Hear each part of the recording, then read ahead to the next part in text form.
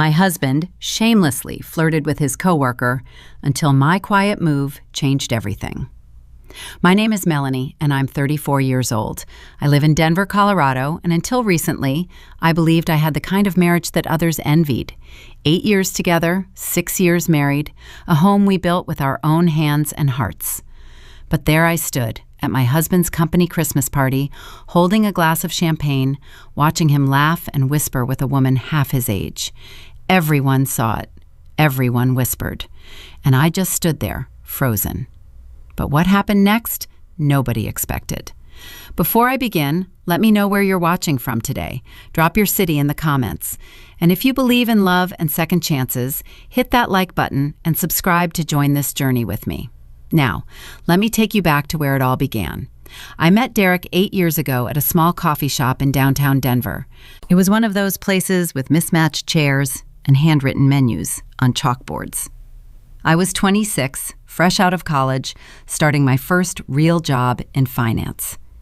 He was 30, working as a junior marketing associate, and he had this way of smiling that made everyone around him feel like they were the most important person in the room.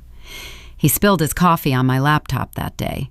My entire presentation for the next morning vanished in a pool of dark roast. I should have been furious. Instead, I found myself laughing at his panicked expression, the way he kept apologizing while simultaneously making things worse by dabbing at my keyboard with a napkin soaked in more coffee. He insisted on buying me a new laptop. I insisted that was ridiculous.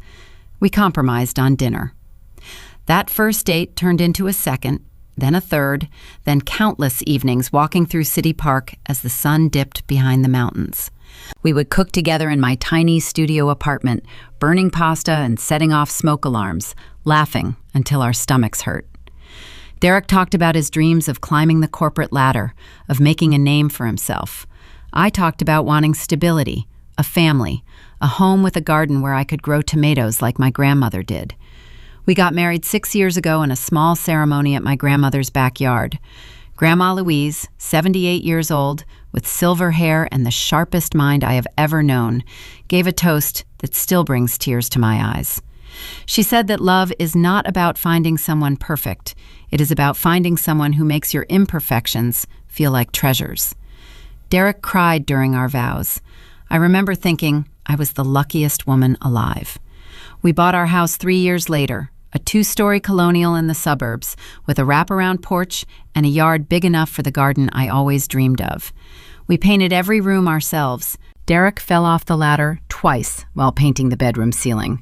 I still have the photos of him covered in eggshell white, looking like a very annoyed ghost. Those were the golden years, the years of inside jokes and Sunday morning pancakes, the years of planning and dreaming and believing that nothing could touch us. But things started shifting about 18 months ago, right after Derek got promoted to marketing director. At first, I was proud, beyond proud. My husband had worked so hard for this, had sacrificed weekends and vacations, had poured his heart into that company. He deserved this recognition. I threw him a surprise party, invited all our friends, made his favorite chocolate cake from scratch. But something changed after that promotion. It was subtle at first. He started coming home later, always with a new excuse. Client dinners, strategy meetings, team-building events. I understood. I worked in corporate finance. I knew the demands of climbing higher. Then the phone became his constant companion. He would check it during dinner, during movies, during conversations. He started sleeping with it under his pillow instead of on the nightstand. When I asked who he was texting, he would say it was just work stuff. Always work stuff. His appearance shifted too. Derek had always been handsome, but he had never been vain. Suddenly he was buying new suits, expensive cologne, spending hours at the gym. He started caring about things he never cared about before: his hair, his watch, the brand of his shoes. I told myself this was normal. This was what success looked like. This was what happened when you reached a certain level in your career. You had to look the part. You had to play the game. Then, about 6 months ago, Derek started mentioning a new name, Simone. His new assistant, he explained, just graduated from business school, very talented, very helpful. At first, it was innocent enough. Simone helped him prepare for a big presentation. Simone suggested a great restaurant for the client dinner. Simone stayed late to finish the quarterly report. But the way he said her name started to change. It became softer, warmer. His eyes would light up slightly when he talked about her ideas, her insights, her jokes. I remember the first time I felt that cold twist in my stomach. We were having dinner, and Derek was telling me about a campaign launch. He mentioned that Simone wore this green dress to the meeting and how it reminded him of the color of pine trees in winter. Why would he notice what his assistant was wearing? Why would he remember the exact shade? I pushed the thought away. I was being paranoid. Derek loved me. We had built a life together. A silly comment about a dress meant nothing. But then came the night I saw the text message. Derek was in the shower and his phone buzzed on the nightstand. I was not the type of wife who checked her husband's phone. I trusted him. But the screen lit up and I saw the preview without meaning to. A single heart emoji, followed by the words, "Tonight was perfect," from Simone. My heart stopped. I stared at those words, trying to find an innocent explanation. Maybe she meant the presentation went perfectly. Maybe she was talking about a work event. But even as I created these excuses, something deep inside me knew. Something had shifted that I could not unshift. Derek came out of the bathroom, saw me sitting near his phone, and his face flickered, just for a second. Then he smiled, grabbed the phone, and deleted something before setting it back down. "Everything okay?" he asked, his voice too casual. "Fine," I said, "just tired." That night, I lay awake for hours, staring at the ceiling, wondering if the man beside me was still the man I married. The company Christmas party was held at the Brown Palace Hotel, one of the most elegant venues in Denver. Crystal chandeliers dripped from ceilings that seemed to reach for heaven. A massive Christmas tree dominated the center of the ballroom, decorated with gold and silver ornaments that caught the light like captured stars. Waiters in crisp white jackets glided between guests, carrying trays of champagne and delicate appetizers. I had prepared for this night for weeks. I bought a new dress, deep burgundy velvet that hugged my curves in all the right places. I spent hours at the salon getting my hair done in loose waves that cascaded over my shoulders. My makeup was subtle but polished. I wanted Derek to look at me and remember why he fell in love with me in the first place. When I came downstairs that evening, he glanced up from his phone. "You look fine," he said. "We should go. Do not want to be late." Fine.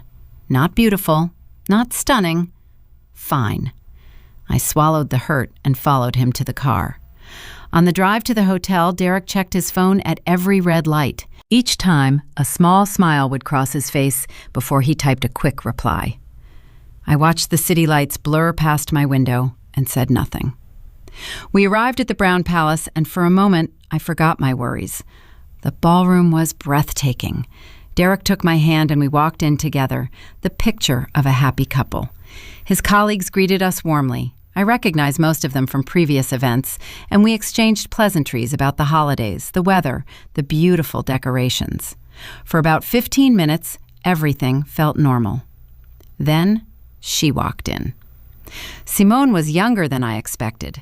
28, Derek had told me, but she looked even younger. She wore a black dress that left little to the imagination, her blonde hair swept up in an elegant twist that showed off her long neck and diamond earrings. She moved through the crowd like she owned the room, accepting compliments and air kisses from Derek's colleagues. The moment she spotted Derek, her face transformed. Her smile became intimate. Her eyes locked onto him like a laser beam. And Derek, my husband of 6 years, dropped my hand and walked straight to her. I stood there, my champagne glass suddenly feeling very cold in my fingers, and watched as he greeted her with a hug that lasted several seconds too long. They stood close together, their heads bent toward each other, laughing at some private joke. I made my way toward them, determined to reclaim my place beside my husband. "Derek," I said, my voice steady, "are you going to introduce me?"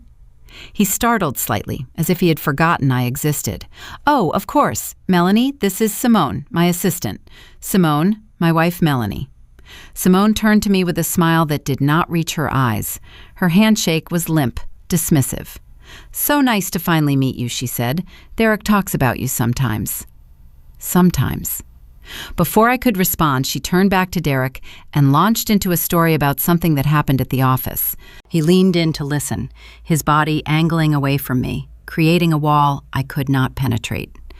I excused myself to get another drink. From the bar, I watched them. Derek was fully animated now, gesturing with his hands, laughing at her jokes. He touched her elbow when making a point. She touched his arm when she laughed. They stood so close that their shoulders brushed. The whispers started within the hour. I was not imagining it. Groups of Derek's colleagues would glance toward him and Simone, then toward me, their expressions a mixture of pity and discomfort. A woman I recognized from the accounting department quickly looked away when I caught her eye. Two men near the ice sculpture shook their heads and muttered something I could not hear. Bradley, one of Derek's team members, approached me near the hors d'oeuvres table. "Mrs. Patterson," he said awkwardly, "are you, enjoying the party?" The pity in his eyes made me want to scream. "It is lovely," I said, keeping my voice light. "The decorations are beautiful this year." He nodded, looked toward where Derek and Simone were now taking a photo together, and quickly excused himself. As the evening wore on, Derek and Simone became more brazen. He pulled out her chair when she sat down. He refilled her wineglass before she even needed to ask. When the band started playing, he led her to the dance floor, leaving me standing alone by our assigned table. I watched my husband hold another woman in his arms, swaying to "Have Yourself a Merry Little Christmas," and felt something inside me crack. But the worst moment came later. Derek and Simone had stepped outside to the balcony, and through the glass doors I could see them clearly. The December night was cold, but neither seemed to notice. They stood close together, their breath creating small clouds in the frigid air. Simone placed her hand on Derek's chest, right over his heart. He leaned down and whispered something in her ear. She laughed, tilting her head back, and when she looked up at him again, there was no mistaking the look in her eyes. This was not a professional relationship. This was not innocent friendship. This was something that made a mockery of every vow Derek had ever made to me. Around me, the whispers grew louder. I could feel dozens of eyes on me, waiting to see what I would do, waiting for the scene, the confrontation, the tears. But I would not give them that satisfaction. I would not give him that satisfaction. I set down my champagne glass, retrieved my coat from the check room, and walked out of the Brown Palace Hotel with my head held high. I did not look back. The taxi ride home felt like it lasted hours. Denver sparkled outside the windows, all lit up for Christmas, but I saw none of it. My mind kept replaying the images from the party. Derek's hand on her back, her fingers on his chest, the way everyone looked at me with those pitying eyes. Our house was dark when I arrived. I paid the driver and walked up the front steps, each one feeling heavier than the last.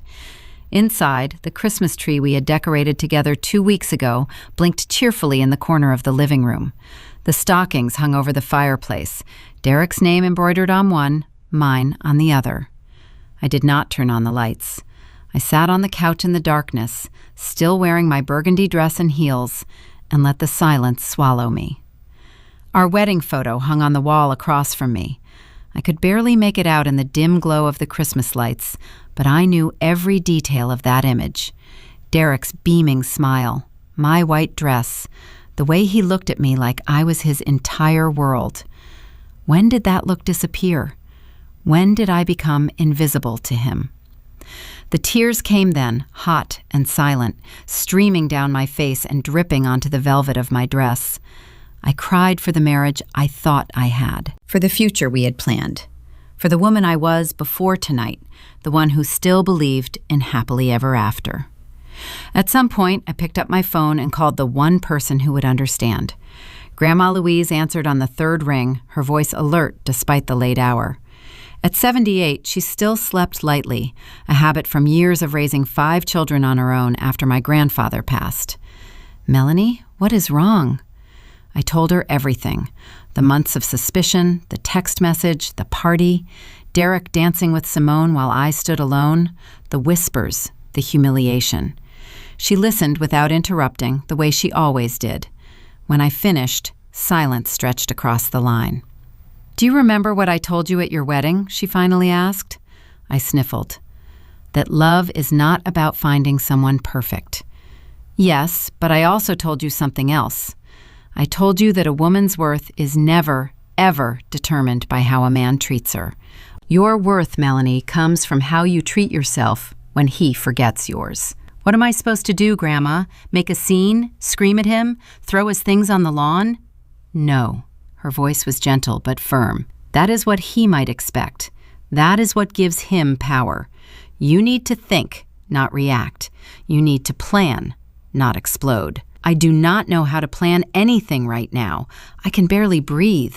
"Then breathe first. And when you can think again, remember this. The quietest moves often speak the loudest. Do not fight fire with fire, Melanie.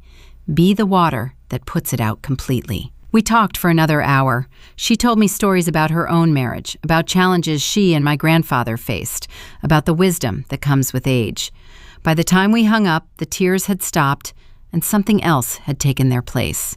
Not anger, not sadness, something cooler, something sharper. Clarity. Derek came home at 3 in the morning. I heard his car in the driveway, then his key fumbling at the lock. He stumbled slightly as he entered, and the smell hit me immediately. Alcohol and perfume. Her perfume, sweet and floral, clinging to his clothes like a confession. He flipped on the living room light and froze when he saw me sitting on the couch. "Melanie?" His voice was startled, guilty. "What are you doing sitting in the dark?" "Waiting for you." He loosened his tie, avoiding my eyes. "Look, I know I stayed late, but the partners wanted to keep celebrating, and you know how it is with networking. I am not interested in excuses, Derek." He paused, his hand still on his tie. Something flickered in his expression. Fear, maybe, or the anticipation of the fight he expected. But I did not give him a fight. I stood slowly, smoothed my dress, and looked him directly in the eyes. "I saw everything tonight. Everyone saw everything. The way you touched her, the way she touched you, the balcony, everything." His face paled. "Melanie, that was nothing. You are overreacting. Simone is just—" "Go to sleep, Derek. We will talk later." I walked past him toward the guest bedroom. His hand shot out to grab my arm. "Wait, we should talk about this now. Let me explain." "There is nothing to explain tonight. You smell like her perfume. You have lipstick on your collar, and I am tired." I pulled my arm free and continued walking. "Melanie!" His voice cracked with something like panic. "Come on, do not be like this. Nothing happened. You are being paranoid." I stopped at the guest room door and turned back to face him. "Good night, Derek." I closed the door and locked it behind me. Inside, I sat on the edge of the bed and took a deep breath. My hands were shaking, but not from fear, from adrenaline, from the strange power that comes with refusing to play the role someone expects of you. Derek knocked on the door several times, alternating between apologies and accusations. I ignored every word. Eventually, his footsteps retreated down the hall. At 5 in the morning, I called Harper. Harper had been my best friend since freshman year of college. We met in a statistics class that we both hated and bonded over our mutual inability to understand probability distributions. She went on to law school while I pursued finance, but we remained close through the years. She was the maid of honor at my wedding. She was the first person I called when Derek and I bought our house. And she was exactly who I needed right now. "Mel? What is going on? It is not even dawn." "I need a lawyer, Harper, and I need your advice." I heard her sit up in bed, her voice instantly alert. "Tell me everything." I did. Every detail, every suspicion, every humiliation from the night before. When I finished, Harper was quiet for a moment. "Okay," she said finally. "First things first. The house. Please tell me it is in your name." "It is." We bought it with my inheritance from Grandma's early gift.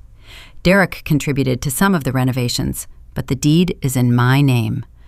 Good. What about joint accounts? We have one for household expenses, but most of my savings are in accounts I manage separately. My grandmother taught me to always keep financial independence, even in marriage. Melanie, I could kiss your grandmother right now. Okay, here is what we are going to do. Do not file for divorce yet. Do not confront him with accusations.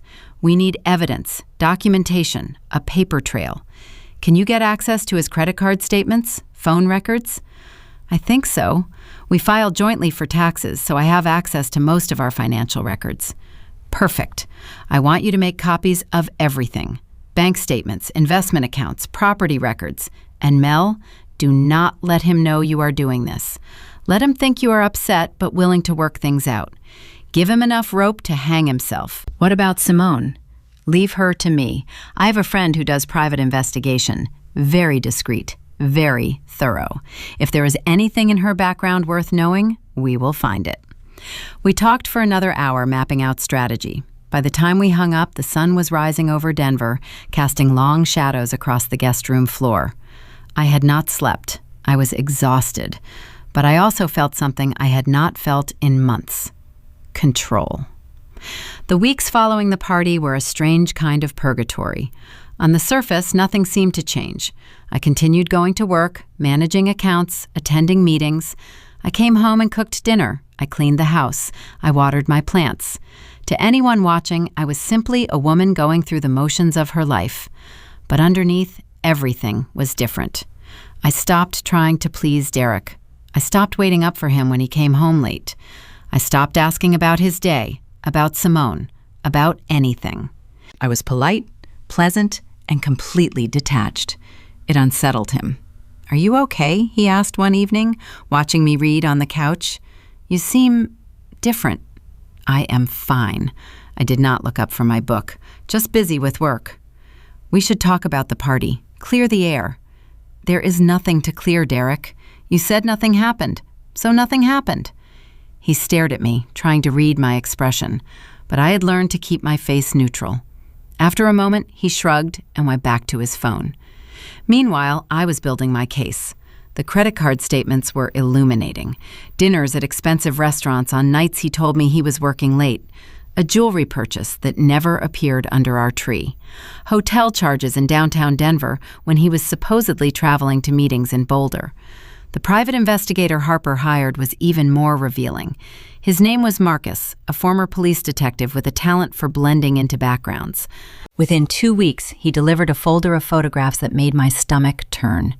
Derek and Simone at a corner table at Rioja, one of Denver's most romantic restaurants. Derek and Simone walking into the Curtis Hotel, his hand on the small of her back. Derek and Simone leaving the hotel the next morning, rumpled and sleepy, stealing a kiss by the valet stand. I looked at those photos for a long time. Part of me wanted to storm into Derek's office and throw them in his face. Part of me wanted to burn down everything we had built together. But I thought of Grandma Louise's words, "The quietest moves speak the loudest." So I filed the photos away and continued my research. Marcus dug deeper into Simone's background, and what he found was worse than I imagined. She had a pattern, a signature move. At her previous company, she had been the assistant to a vice president named Thomas Graham. Within 6 months, Thomas had left his wife of 15 years. Within a year, he had been fired for misappropriating company funds to buy Simone expensive gifts. His career and marriage were destroyed. Simone moved on to her next opportunity. Before Thomas, there was another man at another company. Same story, different details. Simone was not just a woman who fell for married men. She was a predator who targeted men in positions of power, extracted whatever she could, and disappeared when the situation became inconvenient. Derek was her latest mark. The realization brought a strange mixture of emotions. Anger at Simone, certainly, but also something unexpected. Pity for Derek. He thought he was in control, thought he was the one making choices. He had no idea he was being played by someone far more calculating than himself. Then came the day Simone called our house. It was a Tuesday afternoon. Derek was at work, or so he claimed. I was home early, nursing a headache, when the landline rang. "Hello?" I answered. "Is this Melanie?" The voice was sweet, almost syrupy. "Yes, who is this?" "This is Simone. I work with Derek." My heart rate spiked, but I kept my voice level. "Yes, I know who you are. We met at the Christmas party." "Right," a small laugh. "Listen, Melanie, I'm going to be straight with you. Derek does not love you anymore. He has told me everything about your marriage, about how unhappy he has been for years. Why do you keep holding on?" I was silent for a moment, letting her words hang in the air. "Is there something specific you wanted, Simone?" "I just think you should know the truth. He has already bought me a tennis bracelet and earrings to match. We have been planning our future together. It would be easier for everyone if you just accepted reality and let him go." I could hear the triumph in her voice. She expected me to crumble, to cry, to beg. Instead, I said, "Thank you for calling, Simone. I appreciate your honesty. I will let Derek know you reached out." Then I hung up. My hands were trembling, but not from fear or sadness, from the sheer audacity of this woman who thought she could intimidate me into surrendering my own life. I recorded the call. Harper had suggested I record any interactions with Simone, just in case. Now I had her voice on tape, admitting to the affair, admitting to accepting gifts, practically confessing her intentions. One more piece of evidence for the file. 3 weeks after the Christmas party, Derek came home one evening with a different energy. He seemed nervous, agitated. He paced around the kitchen while I prepared dinner, clearly working up to something. "Melanie, we need to talk." I continued chopping vegetables. "All right, talk." "I have been thinking about us, about our marriage." He ran a hand through his hair. I think we should get a divorce." I set down the knife and turned to face him. "A divorce?" "Yes, I am not happy. I have not been happy for a long time. We have grown apart. I think it is better for both of us if we just end this." "I see." I wiped my hands on a towel. "And what does this divorce look like to you?" He shifted uncomfortably. "Well, obviously we will have to sell the house and split everything. I have talked to a lawyer and he says..." "You want me to leave our house?" "It is the fairest option. We can split the proceeds. Derek, this house is in my name. I bought it with my inheritance. You know that." His jaw tightened. "We are married. That makes it community property." "Actually, inherited assets are excluded from community property in Colorado. My lawyer has confirmed that." He stared at me, his expression shifting from confident to uncertain. "Your lawyer? You have a lawyer?" "I have had a lawyer for 3 weeks now, Derek, since the night you danced with your mistress in front of 300 people. The color drained from his face. We have not... Please do not lie to me. I have photographs. I have records. I have her admitting everything in a recorded phone call." Derek took a step back, as if I had physically struck him. "You have been spying on me?" "I have been protecting myself, something I should have done months ago." "This is insane. You are insane." "Maybe, but I am also not the one who threw away 8 years for a woman who has done this to 2 other men before you." He froze. "What? Did Simone tell you about Thomas Graham, or the man before him? Did she mention how both of their careers ended, how their marriages collapsed? Did she explain that this is what she does?" Derek's face cycled through several emotions: denial, confusion, dawning horror. "You are lying." "I am not, and if you do not believe me, I suggest you do your own research. But before you run back to her with this information, know this. I am not giving you a divorce because you demand one. I will give you my answer when I am ready. And Derek, do not rush me." I picked up the knife and went back to chopping vegetables. Derek stood there for a long moment, watching me. Then he turned and walked out of the kitchen without another word. The investigation into Simone revealed even more than I had anticipated. Harper's contact Marcus had connections everywhere, and he used them to dig into Simone's history with surgical precision. What emerged was a portrait of a woman who had turned manipulation into an art form. Her real name was not even Simone. She was born Sandra Miller in a small town in Kansas. She changed her name when she moved to Denver 7 years ago, reinventing herself as someone more glamorous, more mysterious. Before Thomas Graham, there was a man named Peter Hutchinson, a regional sales director at a pharmaceutical company. Simone had been his executive assistant for 8 months. During that time, Peter divorced his wife of 12 years, transferred significant funds into a joint account with Simone, and was eventually terminated for expense account fraud. Simone had vanished 2 days before his termination, taking $40,000 from the joint account with her. Peter's ex-wife had filed a civil suit against Simone, but it went nowhere. Simone had no assets in her name, no property, nothing to claim. She had structured her entire life to be untraceable, untouchable. Marcus found emails Simone had sent to a friend, bragging about her conquests. In one message, she described Derek as her golden ticket, noting that he had access to significant company resources and a wife who seemed pathetically easy to push aside. Reading those words made me physically ill, but they also strengthened my resolve. Meanwhile, Derek was unraveling. Since our conversation in the kitchen, he had become paranoid, checking his phone constantly, jumping at every noise. He tried to probe me for information about what I knew, but I gave him nothing. I was pleasant, polite, utterly impenetrable. He started sleeping on the couch, claiming his back hurt. I suspected he was actually afraid to be in the same room with me. Good. Harper and I prepared our next move carefully. We needed to expose Simone, but we could not do it alone. We needed someone with power, someone who could ensure consequences that actually mattered. That is when I reached out to Sandra Whitmore. Sandra was the wife of Franklin Whitmore, the CEO of Derek's company. I had met her at several corporate events over the years, and she had always been warm and genuine.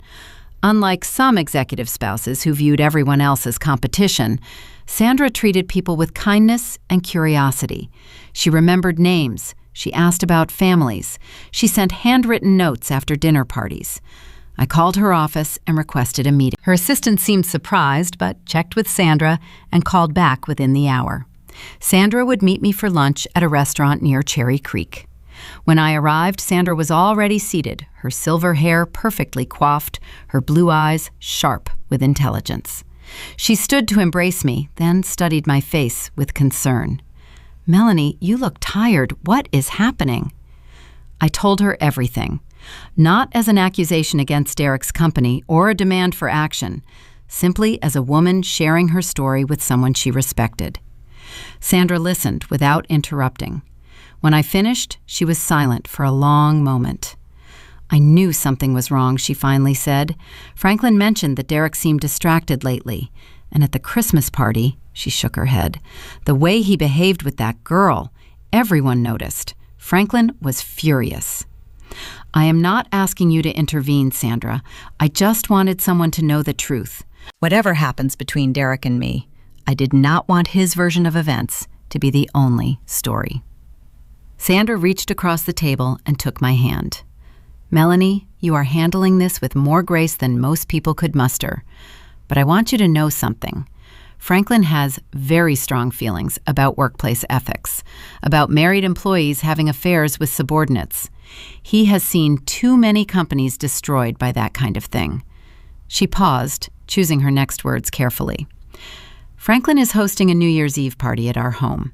Derek will be there, of course, and from what I understand, he is planning to bring that woman as his guest, claiming she is just a colleague attending for networking purposes." Her expression hardened.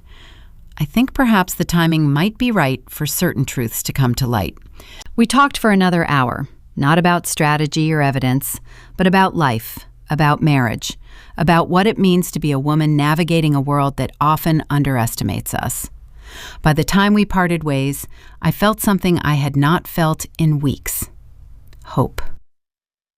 The Whitmore estate sat on 5 acres in the foothills west of Denver, a stunning property with mountain views that seemed to stretch forever. On New Year's Eve, the house was transformed into a winter wonderland, with twinkling lights adorning every tree and a string quartet playing softly in the corner of the grand ballroom. Derek and I arrived together. He had insisted, claiming it would look strange for the marketing director to attend without his wife. I agreed without argument. I had my own reasons for wanting to be there. Simone was already present when we walked in, dressed in a silver gown that sparkled under the chandeliers. She saw Derek immediately, her face lighting up with anticipation. Then she noticed me, and her smile faltered. Derek patted my arm awkwardly. "I need to go say hello to some people. Will you be okay on your own?" "Of course." He practically sprinted toward Simone. Within minutes, they were standing close together, laughing, touching, oblivious to the glances from other guests. I accepted a glass of champagne from a passing waiter and positioned myself near a group of senior executives. They greeted me warmly, asked about my holidays, my work. None of them mentioned Derek and Simone, but I caught their glances toward the corner where my husband was making a fool of himself. About an hour into the party, Franklin Whitmore approached Derek. "Derek, could I have a word in my study?" I watched Derek's face cycle through surprise, pride, and then a flicker of unease. He excused himself from Simone and followed the CEO out of the ballroom. Sandra caught my eye from across the room and gave me an almost imperceptible nod. 20 minutes later, Derek returned. He was pale. His hands were shaking. He looked around the room with wild eyes until they landed on Simone. She was already walking toward him, confused by his expression. "What happened?" she demanded. "What did Whitmore want?" I could not hear Derek's reply, but I saw Simone's face change. Her composure cracked. She said something sharp, her voice rising. "That is ridiculous. Who told him that? This is your fault, Derek. You were supposed to protect me." Heads were turning now. The string quartet kept playing, but conversations had stopped as people watched the scene unfold. "You promised me," Simone hissed, loud enough for nearby guests to hear. "You said we would leave together after you got your bonus. You said we would buy that condo in California. I turned down other opportunities because of you." Derek's face was ashen. "Simone, keep your voice down." "Why? Are you embarrassed? You should be. I gave you everything, and now you are going to let them just throw me away?" The guests were openly staring now. I saw Bradley whisper to a colleague, both of them shaking their heads. One of the vice presidents actually took out his phone, possibly to record the spectacle. Derek tried to take Simone's arm, but she wrenched away. "Do not touch me. This is over, Derek.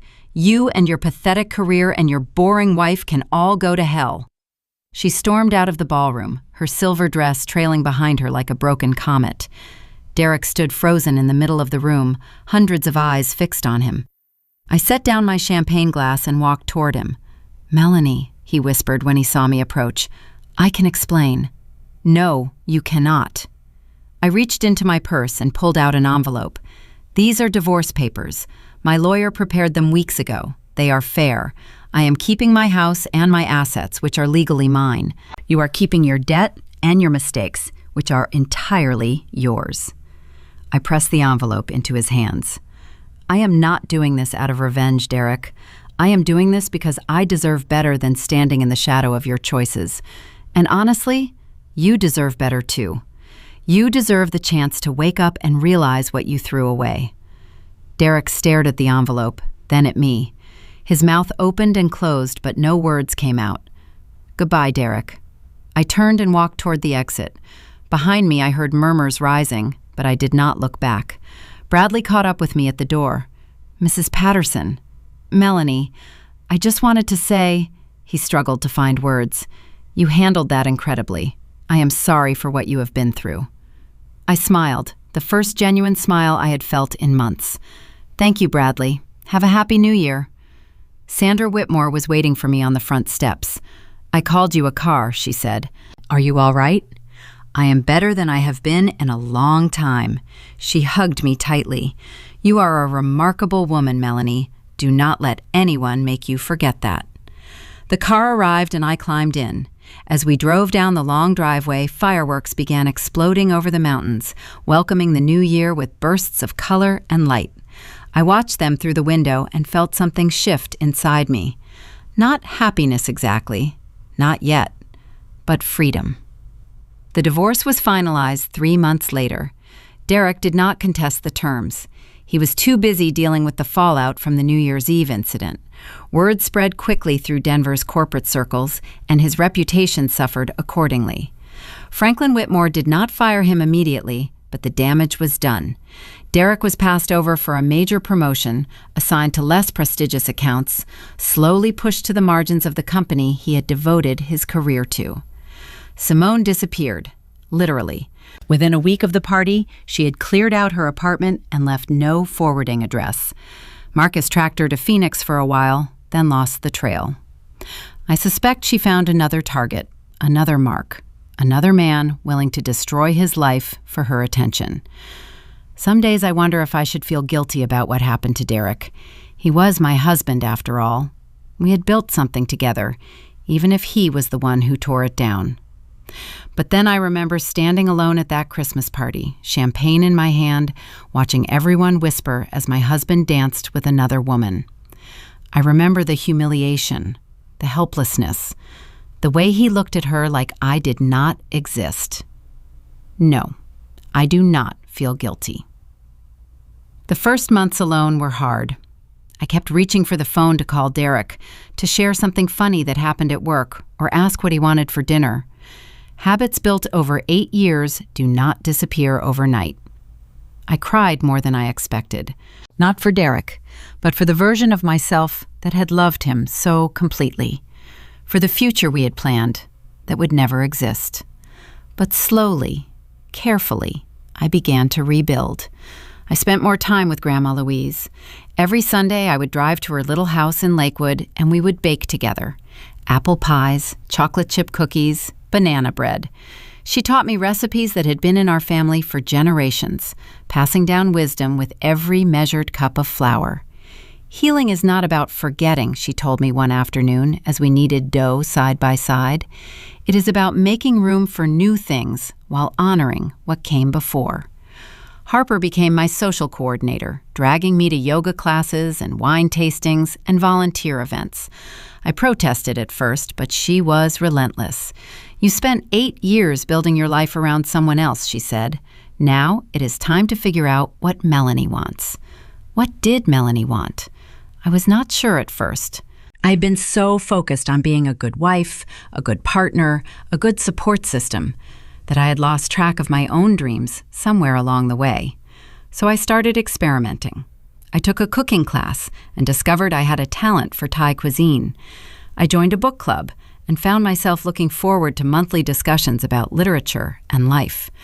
I signed up for a photography workshop and fell in love with capturing Denver's changing seasons through my lens. At work, I threw myself into new challenges.